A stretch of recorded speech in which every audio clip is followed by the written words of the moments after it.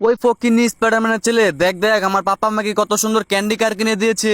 আর তুই কি এখন এই খরকা মার্কা সাইকেল চালাস? এসব সাইকেল কি এখন চলে নাকি? ওই কালুয়া, তোর তো সাহস কম না, তুই আমাকে ফকিন্নি বলেছিস? দাঁড়া দাঁড়া, আমি এক্ষুনি আমার পাপার কাছ থেকে নতুন সুপার কার নিয়ে আসছি। পাপা পাপা, বেনমের ছেলে কালু আমাদেরকে ফকিন্নি বলেছে, আর বেনম তার ছেলেকে ক্যান্ডি কার কিনে দিয়েছে। তুমিও তাড়াতাড়ি আমাকে নতুন একটি কার কিনে দাও। আরে রে চিন্টু, তোকে অবশ্যই একটি কার কিনে দেবো। তার আগে তোর বন্ধুদেরকে বল এই ভিডিওতে লাইক করে চ্যানেলটি সাবস্ক্রাইব করে দিতে। আরে রে বন্ধুরা, তোমরা কি করছো? তাড়াতাড়ি এই ভিডিওতে লাইক করে চ্যানেলটি সাবস্ক্রাইব করে দাও। আরে বাহ চিন্টু, তোর বন্ধুরা তো ভিডিওতে লাইক করেছে, চ্যানেল সাবস্ক্রাইব করেছে, এই নে তোর super car. Thank you papa.